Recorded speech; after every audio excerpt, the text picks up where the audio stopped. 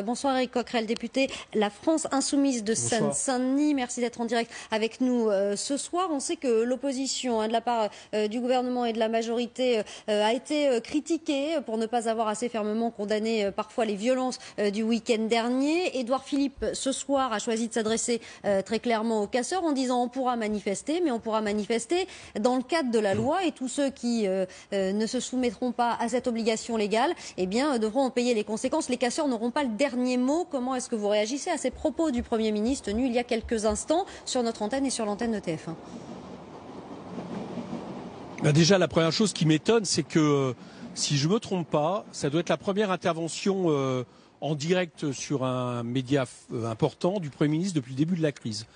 Et les gens qui manifestent depuis maintenant, se mobilisent depuis des semaines contre les injustices fiscales, contre la vie chère, contre les privilèges, pour plus de démocratie, toujours plus fortement, ont entendu leur Premier ministre ne leur parler que de répression. Voilà le message qui a été donné aujourd'hui par Édouard Philippe. Je précise, Éric Coquerel, qu'il était intervenu le 6 décembre, Édouard Philippe, pour confirmer l'annulation de la taxe sur les carburants. Quelques phrases avaient été dites à ce moment-là, dont celle-ci, c'est un geste d'apaisement qui nous permet d'entrer dans un dialogue. Il s'était adressé aux Gilets jaunes à ce moment-là. D'accord, donc il n'est pas intervenu depuis un mois. Vous avez remarqué que depuis un mois, ce mouvement s'est amplifié, ne se caractérise pas seulement par des violences. Je refuse ce qui est soumis, j'allais dire, ce qui nous est imposé, c'est-à-dire qu'il y a des violences, certes, on va en parler après, mais il y a aussi des rassemblements par milliers dans le pays pacifique. Et je pense qu'il aurait eu autre chose à dire que ce que dit le gouvernement maintenant depuis des semaines. Nous ne bougerons pas de cap. Nous allons faire un grand débat, mais il est hors de question de défaire ce qui a été fait. Autrement dit, on va discuter de rien. Voilà, on ne va pas discuter de politique, on ne va pas discuter de ce qui anime les Gilets jaunes. Et puis aussi, j'allais dire, de la provocation du gouvernement maintenant, de la mise sous tension par les mots, parce que les mots c'est aussi important, par ce gouvernement, et M. Griveaux notamment ce matin, ça fait un spécialiste, qui parle à propos de responsables politiques d'esprit munichois. Donc il supposerait que quelque part en France, on a aussi un régime nazi avec lesquels il y aurait des complicités, qui fait des amalgames vis-à-vis des Gilets jaunes, parlant de racisme, de xénophobie, parlant de rétablissement de la peine de mort, alors que ce n'est pas les Gilets jaunes qui le demandent. Enfin, tout ça, je veux dire, est quelque chose où on attendait une autre réponse d'Édouard Philippe que celle uniquement de mesures répressives. Maintenant, je vais venir par rapport aux mesures annoncées. Oui, sur les mesures qui ont été annoncées ce soir. On n'est pas dans un mouvement Voilà, on n'est pas dans un mouvement où depuis le début, il n'y aurait eu aucune répression. Il y a 5800 gardes à vue.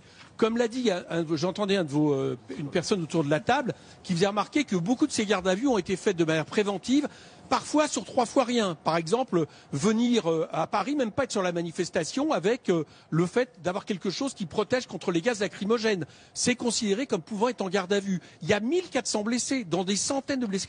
Et il y a une chose sur laquelle je voudrais revenir, et j'aurais quand même aimé que le Premier ministre ait un mot par rapport à ça. Vous savez qu'on est à 10 morts côté Gilets jaunes, que c'est peut-être aussi ça quand même un des événements dont on devrait parler. Vous avez déjà vu beaucoup de mouvements sociaux qui ont occasionné 10 morts dans ce pays. Bon, donc on a quelque chose où j'ai l'impression que la réponse sur les ronds-points qui n'ont pas eu lieu lors des manifestations et pas pendant notamment ces samedis et samedi dernier, puisque c'était à ça que réagissait Édouard Philippe, notamment ce soir. Et il faut le préciser quand même, Éric Coquerel. Mais qu'importe, il pourrait peut-être y avoir un mot. Nous, on a demandé, vous savez, il y a quelque temps, Jean-Luc Mélenchon à l'Assemblée a demandé une minute de silence, à la fois pour les morts, pour les blessés victimes, également pour les blessés policiers. Il pourrait y avoir un mot par rapport à ça. Vous me dites, d'ailleurs, vous me parlez des morts, c'est indépendant des accidents de la route. Non, c'est pas tout à fait ça. Il y a eu une dame assez âgée qui est morte à Marseille, je vous le rappelle, suite à un envoi d'une grenade lacrymogène dans son appartement. Et il y a eu des blessés aussi gilets jaunes du fait que des chauffards aient voulu forcer des barrages. Et moi, excusez-moi, mais quand j'entends le gouvernement à un moment donné avoir des discours de plus en plus durs, y compris, j'entendais le Premier ministre ce matin tout à l'heure faire la différence entre d'un côté les casseurs, de l'autre côté les gilets jaunes. Mais que je sache, aujourd'hui, c'est les gilets jaunes sur les ronds-points qu'on menace d'amende le week-end dernier pour occuper illégalement des ronds-points. Et donc, si j'ai bien compris ce qu'a dit ce soir le Premier ministre, il annonce que les gens qui désormais participeront, pas seulement organiseront, c'était ce que prévoyait la loi jusqu'à maintenant, mais participeront à des manifestations illégales, donc également des occupations de ronds-points, pourront dorénavant être poursuivis de manière plus importante. Ça concerne les gilets jaunes, si vous voulez bien ça. Et la deuxième chose, c'est qu'une loi début février qui, sur la foi de renseignement, parce qu'il y a déjà un fichier, je vous apprends qu'il y a un fichier de 45 000 personnes aujourd'hui, y compris de gens qui participent à des manifestations illégales. Si je comprends bien, sur la foi de renseignement, parce que ce n'est pas des jugements, eh bien on pourra aussi les interdire de venir à des manifestations sur des critères, vous en conviendrez, qui sont très divers.